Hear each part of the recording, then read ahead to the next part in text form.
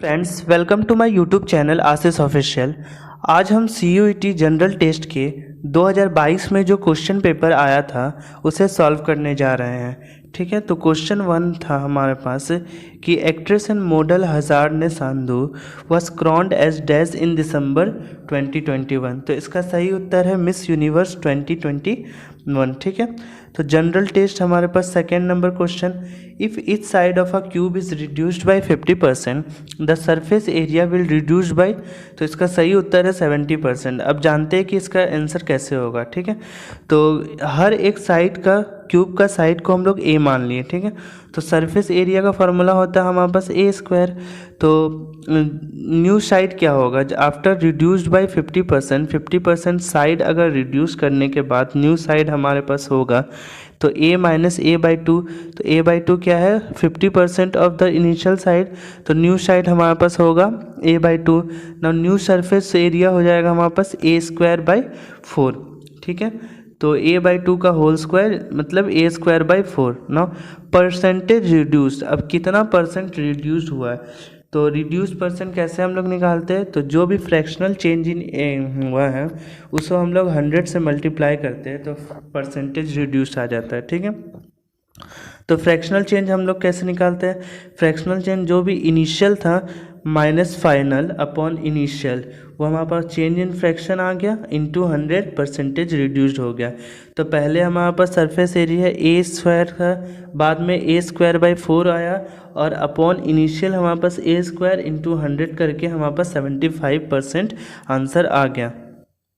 Question number 3, if star is operation such that a star b is equals to 3a minus 4b, find the value of 3 star 4। तो अगर हम a star b and 3 star 4 को compare करें तो हमें a की value मिलती है 3 एंड b की वैल्यू मिलती है 4। तो 3a माइनस 4b इक्वेशन में a की वैल्यू 3 और b की वैल्यू 4 पुट करने पर हमारे पास आंसर आएगा -7। आई होप नाउ फ्रेंड्स, अब आते हैं क्वेश्चन नंबर 4 पर। अब अगर इस क्वेश्चन को ध्यान से देखें कि ट्रायंगल किस तरह से लिखा गया है तो हमें रेक्टेंगल किस तरह से लिखना है वो पता चला जाएगा। ठीक है, जैसे टी के बाद एक वर्ड एक अल्फ़ाबेट छोड़कर वी आया, मतलब टी के बाद वी कैसे आएगा, कौन सा वर्ड छोड़ा है, यू छोड़कर वी आया। ठीक है, फिर जाकर आर के बाद एस छोड़कर टी आया। ठीक है, जिस तरह से दिख रहा है आई के बाद हमारे पास जे छोड़कर के आया है। ठीक है, फिर इसी तरह से एक अल्फ़ाबेट छोड़कर नेक्स्ट अल्फ़ाबेट को का लेकर कोड बनाया गया है। ठीक है, तो नाउ रेक्टेंगल अब किस तरह से लिखा जाएगा, जैसे कि रेक्टेंगल में पहला अल्फ़ाबेट आ रहा है आर, तो आर एस टी। ठीक है, तो एक अल्फ़ाबेट एस छोड़कर टी से स्टार्ट होगा, तो देख रहे हैं एक ऑप्शन में हम लोग 3 जगह टी से स्टार्ट हो रहा है। फिर ई एफ जी, फिर एफ छोड़कर जी से स्टार्ट होगा। ठीक है, फिर जाकर सी डी छोड़कर ई होगा। फिर ठीक है, फिर हमारे पास टी यू छोड़कर वी आएगा। फिर इसी तरह से ए के बाद हमारे पास बी छोड़कर सी आएगा। इसी तरह से अगर हम लोग करें तो ऑप्शन नंबर सी हमारे पास करेक्ट ऑप्शन हो जाएगा। ठीक है, उसके बाद नेक्स्ट क्वेश्चन आते हैं क्वेश्चन नंबर 5। तो क्वेश्चन नंबर 5 तो इजी है, जो कि सब कोई कर लेंगे, ये सिर्फ पैटर्न पहचानना है। ठीक है, फिर भी मैं एक बार बता देता हूँ। तो पहले देखते हैं कि प्लस कोना में है। ठीक है, उसके बाद साइड एक डायगोनल है और डायगोनल के दो साइड में डार्क कलर का पॉइंट है। ठीक है, फिर देखिए प्लस एक नीचे आया, डायगोनल के दोनों साइड में होलो पॉइंट है। ठीक है, फिर एक शिफ्ट हुआ प्लस, फिर डायगोनल के डार्क हो गया, फिर एक प्लस ऊपर शिफ्ट हुआ, डायगोनल में होलो हो गया। इसका मतलब समझ में आ गया कि अब प्लस एक साइड में शिफ्ट होगा और डायगोनल में डार्क आएगा, जिससे हमारे पास option number 1 is the correct option. Now अब हम आते हैं क्वेश्चन नंबर 6 में। 2 numbers are in the ratio of 7:10. If sum of the numbers is 119, find difference of the numbers. तो 2 नंबर्स का रेशियो दिया हुआ है 7:10। तो हम लोग नंबर्स को x मान लेते हैं और रेशियो में हम लोग कैसे लिखेंगे 7x upon 10x is equals to 7/10, मतलब 7x plus 10x is equals to 119। तो दोनों का सम हमारे पास 119 के बराबर है। इसके मतलब हमारे पास x की वैल्यू आ जाएगी 7 और डिफरेंस बिटवीन द नंबर्स, तो दोनों नंबर्स के बीच का डिफरेंस क्या होगा, सबसे बड़ा नंबर है हमारे पास 10x होगा और छोटा नंबर 7x। तो 10x minus 7x is equals to जो भी आएगा हमारे पास इसमें 21 आंसर। तो नाउ नेक्स्ट क्वेश्चन पर आते हैं। हु इज़ द चीफ या first defence staff of the Indian arm force. तो ये तो जनरल नॉलेज है और दोस्तों ये तो हम सब जानते हैं कि field marshal KM Cariappa was the first defence staff of Indian arm force. Now अब हम आते हैं क्वेश्चन नंबर 8 पर, ठीक है। तो क्वेश्चन नंबर 8 हमें क्या बता रहा है कि इस figure ABCD is a rhombus the value of x। तो अगर ABCD एक रोम्बस है तो x की वैल्यू हमें बताना है, ठीक है। तो रोम्बस की अगर प्रॉपर्टी की बात करें तो रोम्बस का एक इम्पॉर्टेंट प्रॉपर्टी होता है कि diagonals of rhombus bisects perpendicularly, मतलब जो भी रोम्बस का डायगनल्स है वो परपेंडिकुलरली बाइसेक्ट करेगा। परपेंडिकुलरली बाइसेक्ट मतलब यहाँ पे 90 डिग्री, यहाँ पे 90 डिग्री, यहाँ पे 90 डिग्री, यहाँ पे 90 डिग्री, ठीक है। तो अगर हम देखें तो एंगल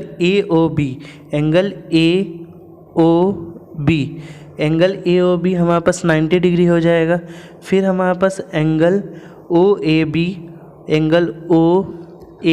हमारे पास 40 डिग्री हो गया। देयरफॉर एंगल OBA क्या होगा, तो angle OBA is equals to angle ODC is equals to x। तो एंगल OBA और एंगल ODC जो भी होगा बराबर होगा और x के, ठीक है। क्यों, क्योंकि अल्टरनेट एंगल्स हमारे पास बराबर होते हैं, अल्टरनेट एंगल्स बराबर होते हैं इसलिए दोनों बराबर होंगे, ठीक है। उसके बाद हम देखते हैं कि angle OAB plus angle AOB plus angle OBA is equals to 180 degree. क्यों, क्योंकि इंटीरियर एंगल्स प्रॉपर्टी का sum of interior angles is equals to 180 degree. तो इसी तरह से हमारे पास एंगल OBA 180 डिग्री आ जाएगा, ठीक है। नाउ अब हम आते हैं next question which is our question number 9। तो what is the next number. अगर इस सीरीज़ को ध्यान से देखें दोस्तों तो सीरीज़ में क्या चल रहा है 1 का क्यूब प्लस 1, फिर सेकेंड सीरीज़ कैसे आया 2 का क्यूब प्लस 1, फिर थर्ड सीरीज़ आया 3 का क्यूब प्लस 1 और फोर्थ सीरीज़ आया 4 का क्यूब प्लस 1। तो इसी तरह से हमारे पास फिफ्थ सीरीज़ क्या आएगा 5 का cube plus 1 which is equals to 126। Now question number 10, Neeraj Chopra is associated with which sport event. तो ये सब हम जानते हैं कि वो नीरज चोपड़ा जेवलिन थ्रो से थे। तो now question number 11, the missing term of the series is series में मिसिंग टर्म क्या है। अब इस सीरीज़ को पहले से ध्यान से देखते हैं, ठीक है। तो पहले तो हम लोग देखते हैं ए के बाद सी आया। अगर अल्फ़ाबेट्स पहले देखें तो ए के बाद सी के बाद ई के बाद जी, तो जी के बाद क्या आना चाहिए, देखो ए के बाद सी मतलब एक का जंप आया, बी छोड़कर सी के बाद ई मतलब एक का जंप आया, इसमें भी डी छोड़कर ई, फिर जी के बाद एच छूटेगा और आई आएगा। इसका मतलब अल्फ़ाबेट्स तो हमारे पास आई आएगा। उसके बाद अब नंबर्स की बात करते हैं। तो पहले 2 फिर 5 फिर 8 फिर 11। तो इस सीरीज़ में हम लोग क्या देख रहे हैं कि 3-3 का गैप, मतलब 3-3 में जीपी बन रहा है, ये सॉरी एपी बन रहा है। तो 2 के बाद 5 के बाद 8 के बाद 11 के बाद अगर 3 प्लस करें तो वो हो जाएगा हमारे पास 14 which is our option number C. What is full form of NABARD. तो national bank of agriculture and rural development, ठीक है ना। ये है क्वेश्चन, अगर देखें ये क्वेश्चन तो बहुत इजी है question which is our question number 13। तो ये क्वेश्चन तो आई थिंक सब कर लेंगे और बगल में मैंने सॉल्यूशन भी दे दिया है, जिसे भी प्रॉब्लम हो वो मुझे कमेंट कर सकते हैं, ठीक है। उसके बाद नेक्स्ट क्वेश्चन नंबर 14। तो क्वेश्चन नंबर 14 में ऑप्शन सी सही होगा। ये तो जनरल नॉलेज है जो कि आप गूगल से भी चेक कर सकते हैं, ठीक है। और उसके बाद हम देखते हैं क्वेश्चन नंबर 15। क्वेश्चन नंबर 15, अब क्वेश्चन नंबर 15 में क्या बोला गया? क्वेश्चन नंबर 15 में बोला गया कि, एक मिनट, हाँ, क्वेश्चन नंबर 15 में बोला गया कि A B C D and E are standing in a row. तो A B C D E एक रो में खड़ा है, A is between B and D, तो ए को हम लोग क्या किए, बी और डी के बीच में रख दिए, ठीक है। And E is not at the starting of the row, तो ई को अभी हम लोग जिक्र नहीं करते, तो सी इज़ जस्ट बिफोर डी, तो डी के जस्ट बिफोर सी है, और ई हमारे पास रो के स्टार्टिंग में भी नहीं है, मतलब ई एंड में होगा, ठीक है। नाउ क्वेश्चन यहाँ पे पूछा जा रहा है who is at the middle of the row, तो रो के मिडिल में कौन सा है, ए। जैसे कि हम सब जानते हैं कि रो के मिडिल में हमारे पास ए है, ठीक है। नाउ क्वेश्चन नंबर 16, वही क्वेश्चन बस next question, who is at the starting of the row, तो स्टार्टिंग ऑफ द रो में सी है। फिर question number 17, B is standing between, तो यहाँ पे हम लोग क्लियरली देख सकते हैं कि बी ए और ई के बीच में स्टैंड कर रहा है, ठीक है। Now question number 18, question number 18 is most important question. इस तरह का क्वेश्चन जनरली आने के चांसेस होते हैं, ठीक है। तो यहाँ पे हमसे पूछा गया है कि number of triangles in the above figure is, तो यहाँ पे जो भी साइंस के स्टूडेंट्स होंगे वो अच्छे से रिलेट कर पाएंगे, पर फिर भी हम अपना कोशिश करेंगे कि सारे स्टूडेंट्स अच्छे से समझ पाए, ठीक है। तो पहले तो इसमें देखते हैं कि नंबर ऑफ़ साइड्स कितने हैं। तो नंबर ऑफ़ साइड्स अगर गिनने जाए, तो नंबर ऑफ़ साइड्स अगर गिने तो हमारे पास टोटल 5 साइड्स आएंगे, एक ये साइड, ठीक है, और एक हमारे पास ये साइड, एक ये साइड, और एक ये साइड, 4, और एक ये साइड, 5 साइड, टोटल हमारे पास 5 साइड है। तो ना अगर कंसेप्ट की बात करें तो इसमें कंसेप्ट यूज़ होगा कि number of sides is equals to 5। तो पॉसिबल ट्रायंगल्स हमारे पास क्या होंगे, तो 3 साइड्स मिलकर एक ट्रायंगल बनाते हैं, ठीक है। तो पॉसिबल ट्रायंगल हमारे पास अगर बाइनोमियल्स से जाए तो हमारे पास 5 ट्रायंगल्स, ये 5 साइड्स में से 3 साइड्स का सिलेक्शन करना, तो उसी में हमारे पास number of total possible triangles आ जाएंगे। 3 साइड से एक ट्रायंगल्स बनता है, फिर से बताते हैं, 3 साइड्स मिलकर एक ट्रायंगल बनाता है, ठीक है। तो 5 साइड्स में से 3 साइड्स का सिलेक्शन को हम लोग कैसे लिखते हैं, 5C3। अब 5C3 को कैसे करते हैं सॉल्व, तो ऊपर जो भी होता है 5 फैक्टोरियल अपॉन 3 फैक्टोरियल और into 5 minus 3 factorial which is equals to 2 factorial, ठीक है। तो इसको सॉल्व करने से हमारे पास आया है आंसर टी या आंसर 10, ठीक है, which is our option B. और इस क्वेश्चन में अगर किसी को भी प्रॉब्लम है तो वो मुझे कमेंट करें, मैं उसे और भी डिटेल सॉल्यूशन और अलग तरह से समझाने का कोशिश पूरा करूँगा। Which of the following standing committee of parliament has no member from Rajya Sabha, तो ये तो एस्टिमेट कमेटी होगा। और फिर MCQ, new education policy 2020 is global to achieve 100% gross enrolment ratio in schools education by the year, तो now 2030 is the right option. अब इस question, ये तो क्वेश्चन सब देखते ही टिक मार देंगे, A option is the right option, ठीक है। फिर जाकर ये क्वेश्चन भी बच्चों इम्पॉर्टेंट क्वेश्चन है। इन दी गिवन फिगर अगर L, M और N तीनों पैरेलल है तो वैल्यू ऑफ X, तो X की वैल्यू क्या होगी, तो अगर देखें, एक मिनट, अगर देखें एंगल 120, ये भी हमारे पास एंगल 120, ये भी हमारे पास एंगल 120, ठीक है। और ये X, तो ये एंगल भी हमारे पास हो गया X, ठीक है। ये X, तो एक मिनट, ये एंगल X, तो ये भी एंगल X हो गया ना। हम लोग एक प्रॉपर्टी पढ़े थे बचपन में कि exterior angle is equals to sum of its 2 opposite interior angles, तो उसी प्रॉपर्टी के हेल्प से हम लोग कर सकते हैं कि 120, जिसमें से हमारे पास X निकल कर आएगा 50। Which of the following date world environment day is celebrated, इसका तो हम लोग सब जानते हैं कि 5 जून। हाँ, ये क्वेश्चन भी इम्पॉर्टेंट है फ्रेंड्स। इफ़ डॉग, अगर डॉग को 26 लिखा गया है, फ्लाई को 43 लिखा गया है, and what is the code for bird.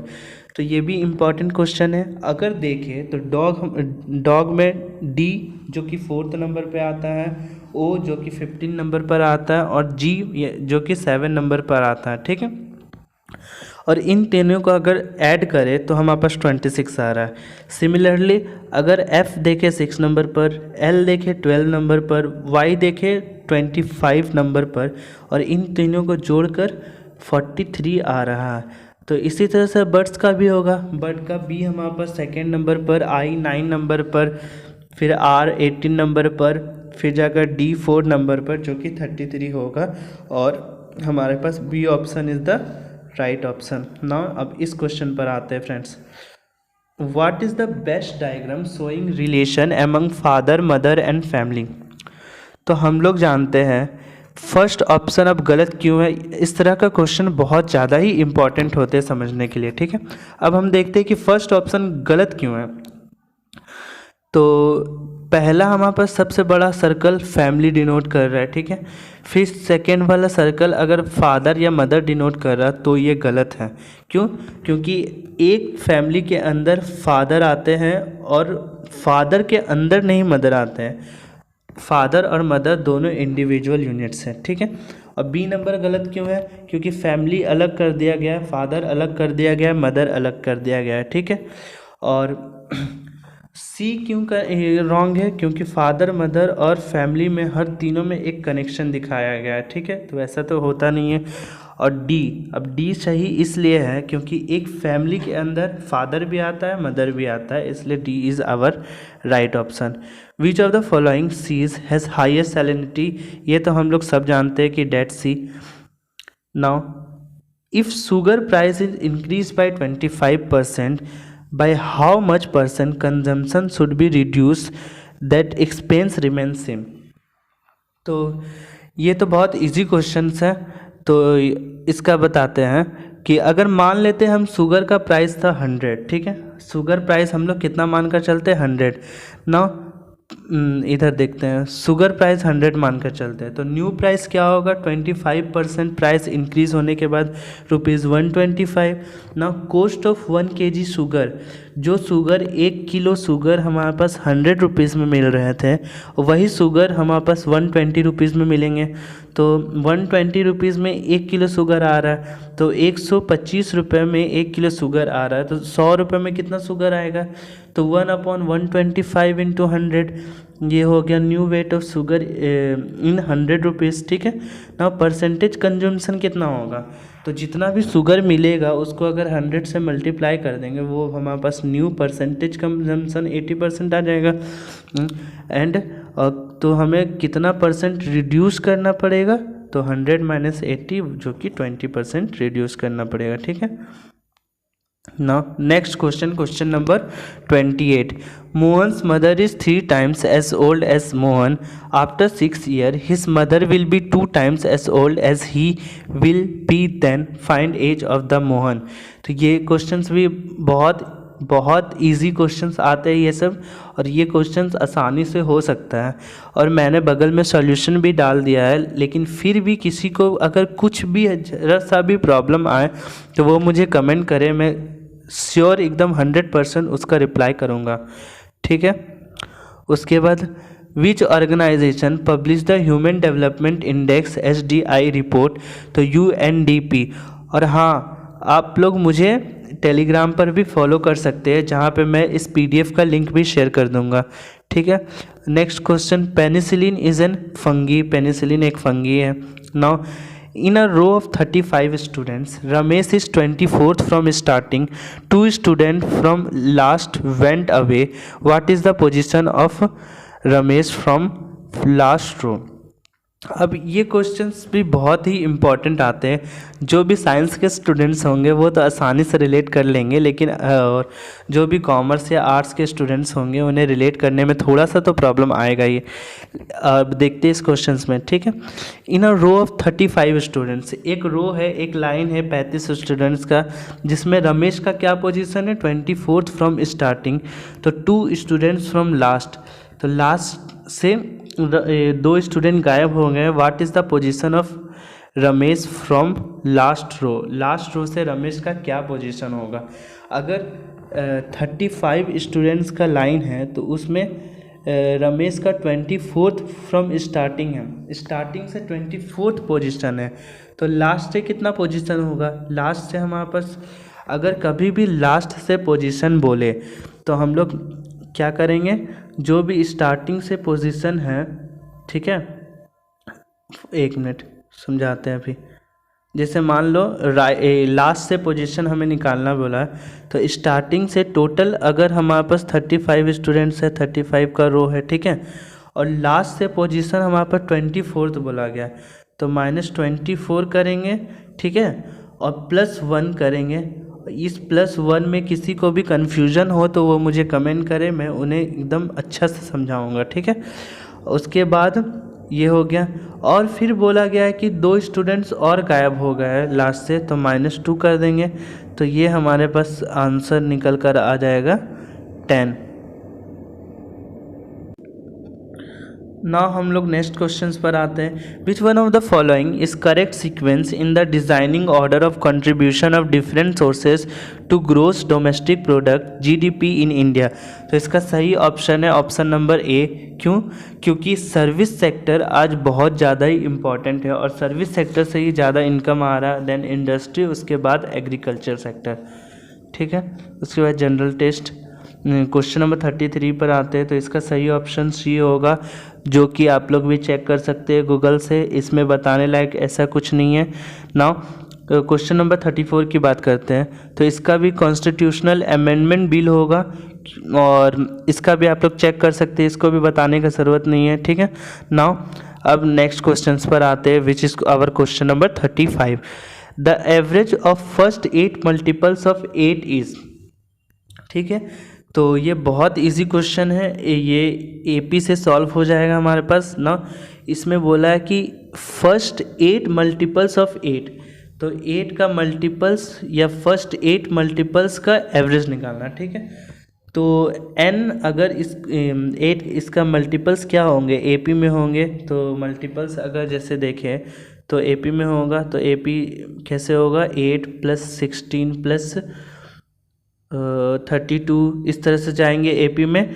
तो हमारे पास यहाँ पे कॉमन डिफरेंस तो 8 का दिख रहा है और नंबर ऑफ़ टर्म्स भी हमारे पास 8 होंगे, क्योंकि 8 मल्टीपल्स बोले हैं और फर्स्ट टर्म तो हमारे पास 8 ही है। तो सम ऑफ टर्म्स हम लोग निकालते हैं, सम ऑफ टर्म्स का फार्मूला होता है n/2 is equals to sum of terms is equals to n/2 into 2a + n-1 into d। तो यहाँ से हमारे पास 8 टर्म्स का अगर सम निकाले तो वो 288 आएगा।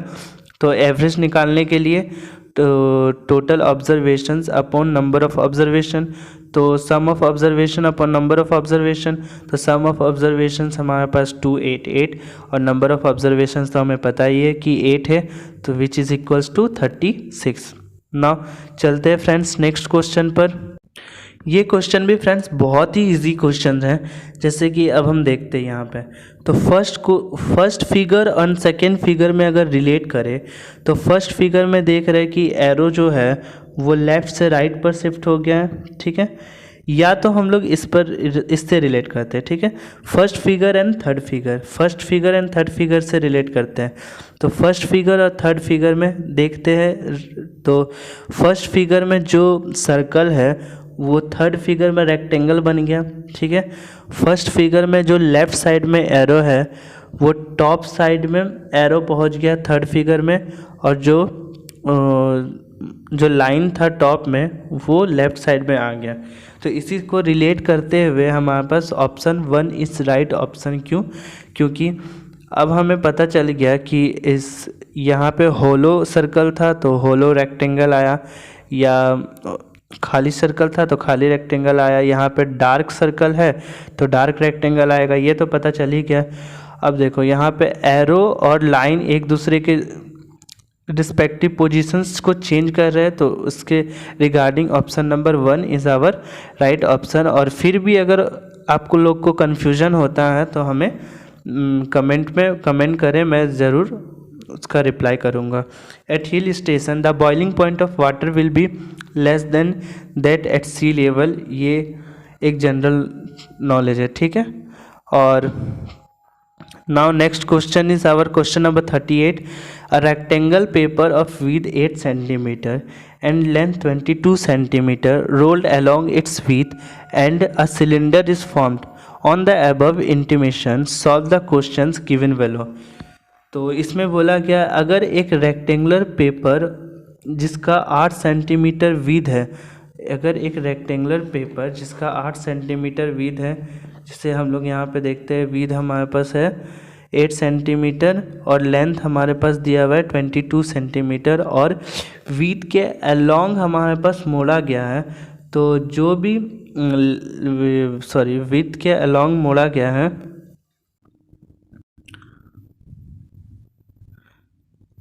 हाँ तो विड्थ के अलोंग मोड़ा गया है, तो जो भी हमारे पास लेंथ होगा वो सरकमफ्रेंस के बराबर हो जाएगा और जो विड्थ होगा हमारे पास वो लेंथ के बराबर हो जाएगा।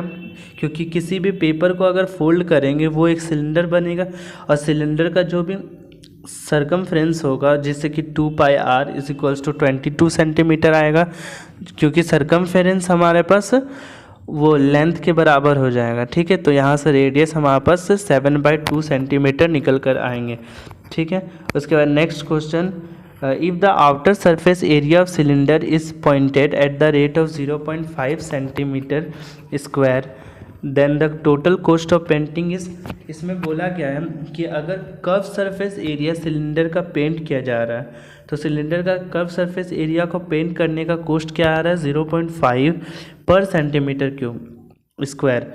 तो टोटल कॉस्ट क्या होगा पेंटिंग, तो टोटल कॉस्ट हम लोग कैसे निकालेंगे, तो total curve surface area into rate से मल्टीप्लाई कर देंगे, तो total cost is equals to area into unit cost. Unit cost मतलब 1 सेंटीमीटर का कितना लग रहा है, ठीक है, या 0.5 सेंटीमीटर का कितना लग रहा है, ठीक है।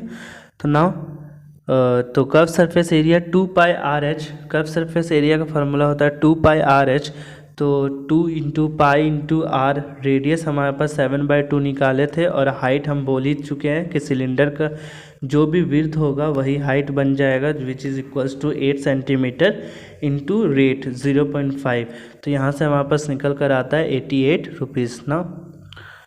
द वॉल्यूम ऑफ सिलेंडर, ये तो बहुत इजी है, इसका ऑप्शन होगा डी और आप लोग कैलकुलेट करके मुझे टेलीग्राम पर मैसेज कीजिएगा।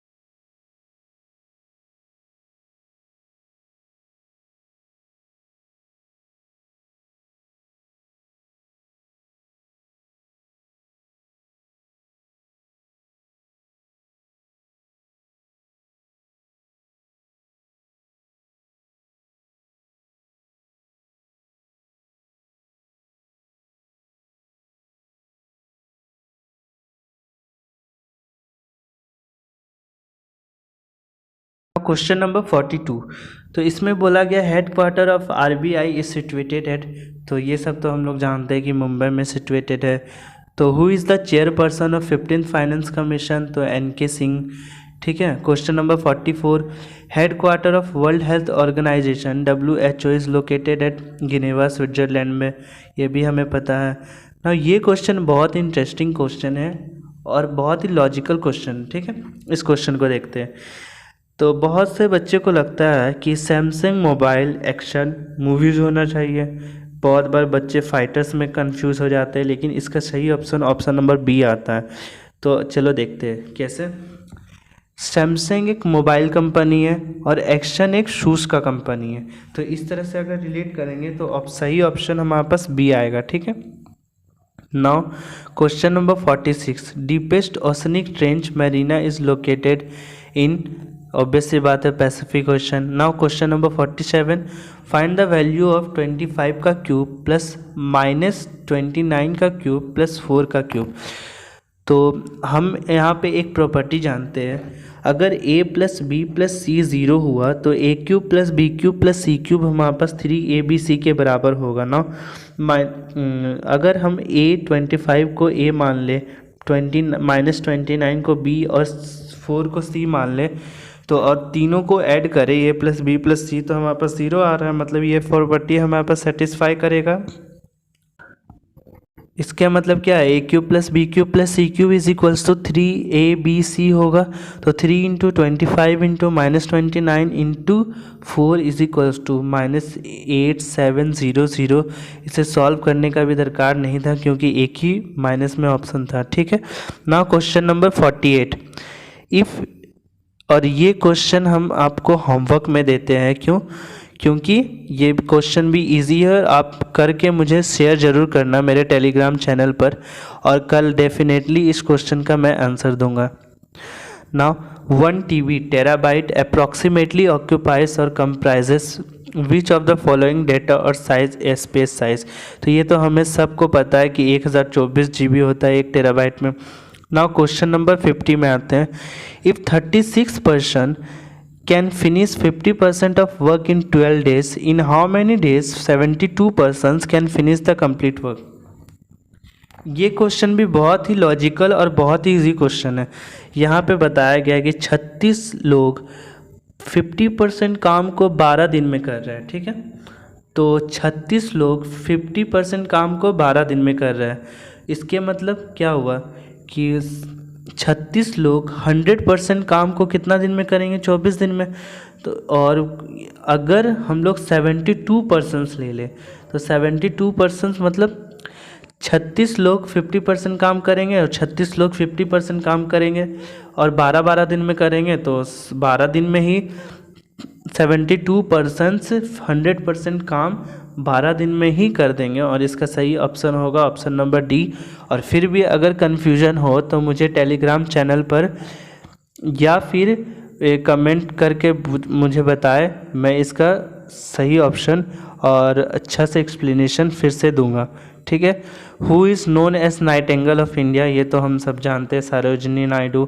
Now question number 52, which incident let Gandhi ji withdraw non cooperative movement. तो ये तो चौरी चौरा एपिसोड, ये भी हम सबको पता है, या तो हम लोग चेक भी कर सकते हैं, इसमें कोई सॉल्व करने वाली बात नहीं है ना। इस क्वेश्चन पर आते हैं, a shopkeeper offers discount 50% plus 50% on a shirt of MRP 800, find the selling price of the shirt. तो ये भी क्वेश्चन एक बहुत ही इजी क्वेश्चन है, और इस क्वेश्चन को देखिए हम लोग सॉल्व कैसे करते हैं। तो पहले 50% डिस्काउंट दिया, फिर प्लस 50% डिस्काउंट दिया, ठीक है। तो इफ़ेक्टिव परसेंट बहुत कोई लगेगा कि अरे यार 100% तो डिस्काउंट ही हो गया, इसका मतलब सेलिंग प्राइस तो ज़ीरो हो जाना चाहिए, पर ऐसा नहीं होगा। ये कैसा क्वेश्चन है, तो पहले 50% दिया गया और उसके बाद 50% दिया गया, ठीक है। तो मान लो MRP हमारे पास 800 है, तो 800 का 50% हमारे पास क्या होगा, 400 ना। 400 प्राइस में फिर 50% डिस्काउंट दिया गया है, तो 400 प्राइस का 50% क्या होगा, 200। तो option D is our correct option ना। और ये क्वेश्चन भी हम आपको होमवर्क में देते हैं, क्योंकि ये सब क्वेश्चन भी बहुत आने का चांस है और थोड़ा ट्रिकी है, और इसे सॉल्व करने में मज़ा भी बहुत आएगा। और इसे सॉल्व कर कर आप मुझे टेलीग्राम पर मैसेज करें या फिर कमेंट करें, और अगर सॉल्व ना हो तो मुझे फिर भी कमेंट करें, मैं कल इसका ज़रूर से सॉल्यूशन दूंगा आपको। और ये क्वेश्चन अब देखते हैं। If 180 metre long train crosses a pole in 9 second, अगर 180 मीटर लॉन्ग ट्रेन, ठीक है, 180 मीटर लॉन्ग ट्रेन 9 सेकेंड में पोल को क्रॉस कर रहा, find the speed of train in kilometre. तो हम लोग क्या जानते हैं, speed is equals to distance upon time, है ना। तो यहाँ पे डिस्टेंस 180 मीटर, ठीक है, अपॉन टाइम हो जाएगा कितना, 9। तो ये तो हमारे पास किस पे आएगा, मीटर पर सेकेंड, ठीक है, स्पीड हमारे पास मीटर पर सेकेंड पे आएगा। और यहाँ से हमारे पास आएगा 20 आ गया। तो यहाँ पे 20 आ गया। अब 20 को हम लोग किससे मल्टीप्लाई करेंगे कि मीटर पर सेकेंड को किलोमीटर पर आवर में कन्वर्ट करने के लिए हम लोग 18/5 से मल्टीप्लाई करते हैं। तो 20 को 18/5 से मल्टीप्लाई करेंगे तो हमारे पास सही ऑप्शन 72 किलोमीटर पर आवर आ जाएगा, ठीक है। अब चलते हैं नेक्स्ट क्वेश्चन की ओर। नेक्स्ट क्वेश्चन में चलते हैं, which is our question number 56।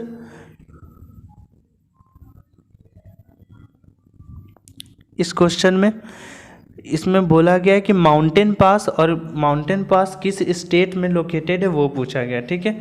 तो एक माना माउंटेन्स पास है जो कि यूके में उत्तराखंड में लोकेटेड है। नाथुला माउंटेन पास सिक्किम में लोकेटेड है। Zoji La mountain pass Jammu and Kashmir में लोकेटेड है। और सिपकिला माउंटेन पास हमारे पास हिमाचल प्रदेश में लोकेटेड है, जिससे हमारे पास ऑप्शन नंबर सी हमारे पास करेक्ट ऑप्शन हो जाएगा। और ये क्वेश्चन भी बहुत इजी ही क्वेश्चन है। If cost of 4 pens and 6 notebook is 800, then find the cost of 6 pens and 9 notebooks, ठीक है। तो हम लोग पेन को x मान लिए और y डिनोट नोटबुक्स, ठीक है। मान लिए कि x पेन को डिनोट कर रहा है और y नोटबुक को डिनोट कर रहा है। तो हमारे पास अकॉर्डिंग टू क्वेश्चन के हिसाब से क्या इक्वेशन बननी चाहिए, 4 × x प्लस 6 × y बराबर 800। और अगर इस इक्वेशन को 2 से डिवाइड कर दे तो 2x प्लस 3y बराबर 400 हो जाएगा। ना मल्टीप्लाई बाय 3 से मल्टीप्लाई कर देंगे तो डायरेक्ट इक्वेशन हमारे पास आ जाएगा। 3 से मल्टीप्लाई डायरेक्ट इक्वेशन आ जाएगा 6x प्लस 9y बराबर 1200। Now cost of 6 pens and 9 notebooks is equals to 1200, which is our option number B correct option, ठीक है। Now next question which is question number 58। अब ये भी क्वेश्चन बहुत ही easy question है, एकदम फार्मूला बेस्ड क्वेश्चन है। अगर a³ माइनस b³ का फार्मूला आता है तो क्वेश्चन सॉल्व।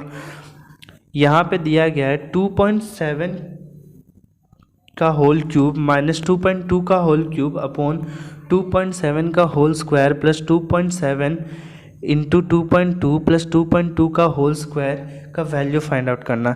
और हम जानते हैं कि a³ माइनस b³ का फॉर्मूला क्या होता है, a minus B into A square plus B square plus A B. तो यहाँ पे दिया गया हुआ है 2.7 का क्यूब माइनस 2.2 का क्यूब अपॉन 2.2 का स्क्वायर प्लस 2.7 का square plus 2.2 into 2.7।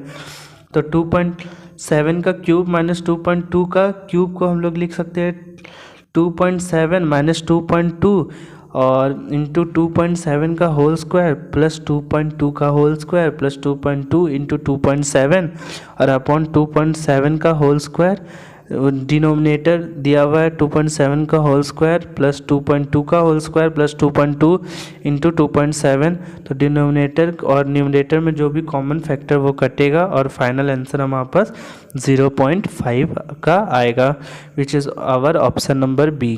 Question number 59 MCQ और EVM stands for electronic voting machine, ये तो सब जानते हैं। क्वेश्चन नंबर हमारे पास आ गया 60। If volume of a cube is 27 centimetre cube, then the diagonal of cube is volume of cube. तो क्यूब का वॉल्यूम क्या होता है, एक क्यूब मतलब साइड का क्यूब करना, तो is equals to 27 centimetre cube दिया हुआ है। नाउ तो हमारे पास यहीं से ए की वैल्यू आ जाती है 3 सेंटीमीटर, और डायगोनल का फॉर्मूला हमारे पास होता है √3a, तो 3√3 हो जाएगा हमारे पास आंसर। और ये हमारे पास 3 बाहर में लिया हुआ है, उसके बाद √3 लिखा हुआ है, ठीक है। Question number 61, an atoll is, atoll क्या है, एक लगून अलोंग द शोर्स है अटॉल, ये तो आप चेक कर सकते हैं। और ये question number 62, question number 62, question number 63, question number 64, question number 64, हाँ लास्ट 64 तक आप लोग का होमवर्क रहेगा। और ये ज्योमेट्री के बेसिस पर क्वेश्चंस है, ये क्वेश्चंस थोड़ा सा ट्रिकी होते हैं लेकिन बहुत ही इजी होते हैं, और इसे आप ट्राई करें। और अगर ना हो क्वेश्चन तो ज़रूर से कमेंट करें, मैं ज़रूर इसका सॉल्यूशन कल तक दे दूँगा, ठीक है। Now next question number 65, which country will host G20 summit in 2023, तो इसका सही आंसर इंडिया होगा। क्वेश्चन नंबर 66, इसमें दिया हुआ है अगर 60% of 80 is equals to x% of 96, तो 80 का 60% हम निकाल लेते हैं पहले, तो 60% ऑफ 80 इज इक्वल्स टू 48 आएगा। तो 48 को किससे इक्वेट कर दिए हैं, x% ऑफ 96, तो 48 is equals to x upon 100 into 96, तो x को क्या लिखेंगे 48 और 100 डिवाइड में तो उधर जाके मल्टीप्लाई होगा, 96 मल्टीप्लाई में तो उधर जाके डिवाइड होगा, और इसको सॉल्व करने के बाद हमारे पास 58 आंसर आएगा 50, which is our option number A. Now question number 67, which of the following figure is odd one among the all, ठीक है। तो पहला हम लोग देखते हैं, एक रेक्टेंगल है, रेक्टेंगल में 4 साइड्स होते हैं इसलिए 4 लिखा गया, ठीक है। सर्कल में 0 साइड्स होते हैं इसलिए 0 लिखा गया बीच में। ट्रायंगल में 3 साइड्स होते हैं इसलिए 3 लिखा गया। तो सब तो कुछ ना कुछ रिलेट हो रहा है, लेकिन ऑप्शन नंबर डी रिलेट नहीं हो रहा है। एक ट्रायंगल उसके बाद फिर कर्व बनाया गया है, तो ये तो रिलेट नहीं हो रहा है, जो कि अलग है, तो यही ऑप्शन हमारे पास सही होगा। एंड नाउ क्वेश्चन नंबर 68, ये भी हम लोग का होमवर्क क्वेश्चन रहेगा, और इसका मैं सॉल्यूशन आपके साथ कल शेयर करूँगा, ठीक है। आप इसे ज़रूर ट्राई करना। Eight which of the following place weight of an object is maximum, तो ये तो हम सब जानते हैं कि पोल्स पर वेट मैक्सिमम होता है। नाउ क्वेश्चन नंबर 70, तो मिरर इमेज ऑफ, इस जो भी गिवन फिगर है उसके डॉटेड लाइन के अलोंग मिरर इमेज क्या होगा, तो हम लोग सब मिरर इमेज तो जानते ही है, तो इसका मिरर इमेज हो जाएगा हमारे पास ऑप्शन नंबर डी, ठीक है। Now 71 question number, Indian national Congress was founded by, ये तो बचपन से पढ़ रहे हैं कि A.O. Hume is founded Indian national Congress. Now question number 72, अब क्वेश्चन नंबर 72 थोड़ा सा ट्रिकी क्वेश्चन है। क्वेश्चन नंबर 72 अगर देखें, एक मिनट,